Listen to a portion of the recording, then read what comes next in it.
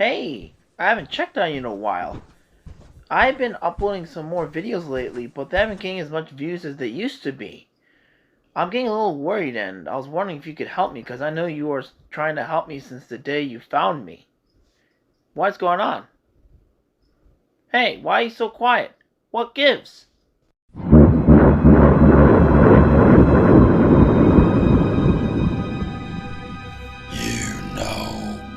When I first found you, I could have killed you. But looking into your mind, I knew that you wanted a successful YouTube channel. You reviewed a lot of Sentai Mecha and Megazords. Those videos are your most successful stuff. Why did you stop? You are free to review whatever you want, but just know they may not get as much views.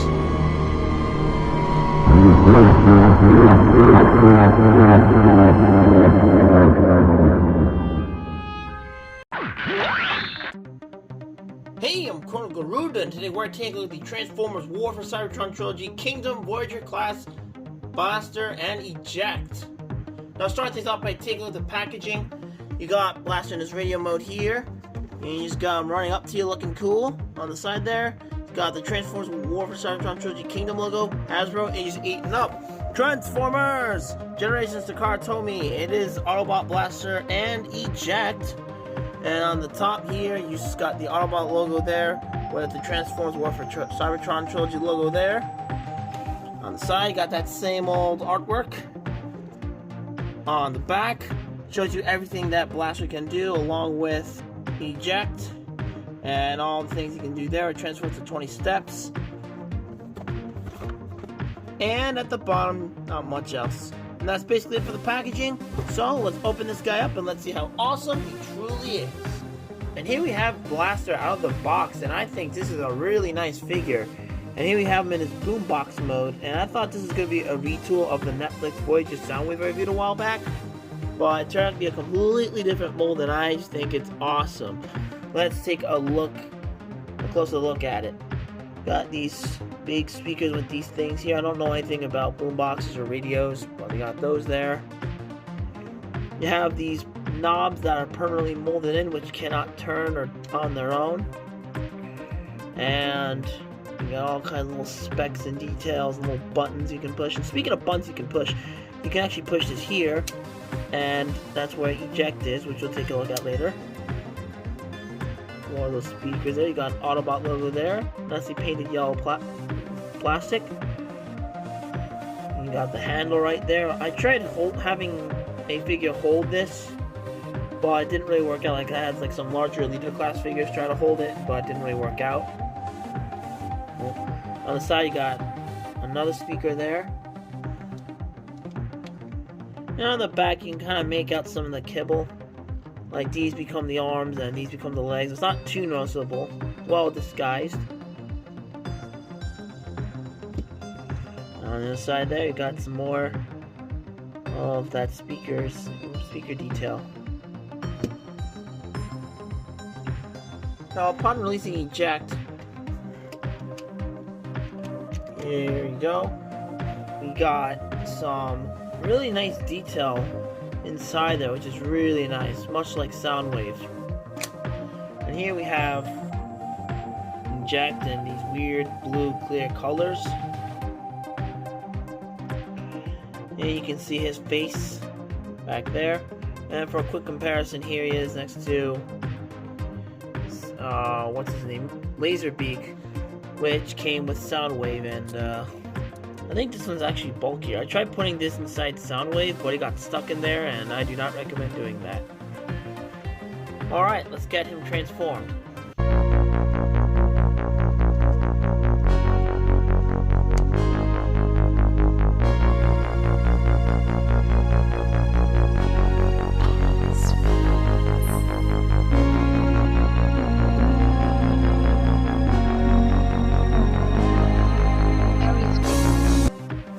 Here we have Eject in his robot mode, and I think he looks really nice. taking a closer look at him, I will admit I actually thought this was Rewind when I first saw him, except he's all blue and clear rather than being grayish, and he has a similar head to Rewind as well, but he's very blocky. He doesn't really have any proper feet. They just are these little stumps, or these little blocks, if you will. But for Proposability, he's got a actually, is it on a ball joint? No, it can swivel. I think it's on a ball joint, but it's like on this. Yes, it is a ball joint back there. Is how I was able to flip out. He's got a rotation at the arm. It can go out, and a ball joint at the bicep. The legs can. Hold on. It's very tight joints, by the way. Legs can spread. Got a ball joint at the knee there, which allows for swiveling. And that's pretty much it. Now, for a quick comparison, here he is once again with Laserbeak. And of all the cassette bots that we got so far, I think this is probably the best one. Now for some quick size comparisons, here they are next to the high-grade Gundam Revive, the Black Series Darth Nihilus, and Netflix Voyager Soundwave. And you can see there's a major size difference between the two of them. And before I forget, he does come with one other accessory, and that is this rifle, which is really nice and detailed and has a nice scope. And you can store it on the back like so. Oops, spoiled the transformation a little bit. Alright, now I got that out of the way, let's get him transformed.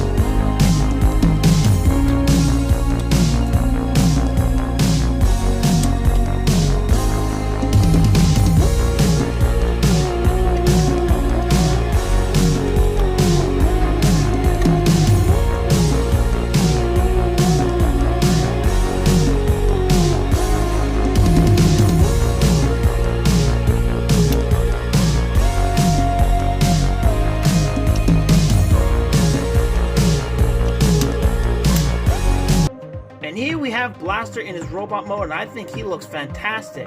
The transformation was very fun and easy, but there was a lot to do in the transformation that it was just really awesome.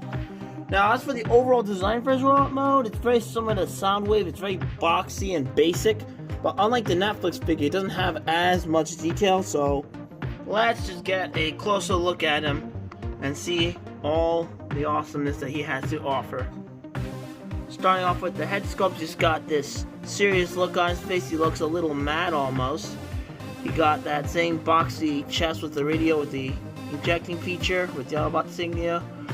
Not much on the arms, very basic detail. Oh, and I love how his hand here is sculpted with this button. And the instructions imply that he's supposed to push the button with his hand here. But I was never really able to do it.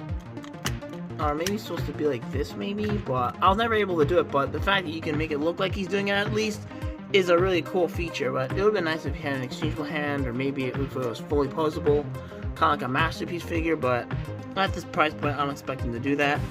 His other arm got some nice sculpting there too. I like, oh, is that, no, it's not panel lining, but it looked like it was pen lining. Those triangles there look really nice. Got those speakers on his legs. The side of the handles are here. The handles for that where the handles were now on the side, very compact and everything.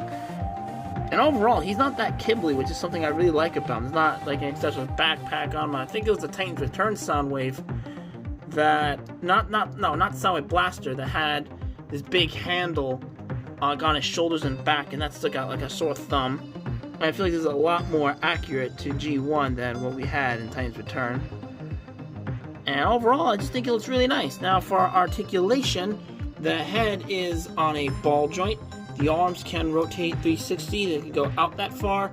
You get a bicep swivel here, and you get a bend at the elbow. Not fully double jointed or anything, but just one bend at the elbow. You got nothing at the wrist. You have a waist swivel, which is really tight. The legs can spread out that far. You can do a thigh swivel, a bend at the knee, and the best part, an ankle pivot. Once again, for accessories, he's got his rifle, and he can hold it like so. And there you go. I think he looks pretty cool. Ready to shoot some Decepticons or something. Once again, for comparisons here, we have the Revived Gundam, Darth Nihilus, and Netflix Soundwave. And if I were to pick which one's the best figure, I don't know. They're both really good, but personally I prefer Blaster because I just feel like he's larger. You just get more toy out of him, and I think his transformation is more interesting. Overall, this figure is pretty much perfect. I strongly suggest picking up this figure if you have the chance to get him. And if you enjoyed the video, please leave a like, comment, subscribe, and turn on the notification button. Thank you for watching. I'll see you on the flip side.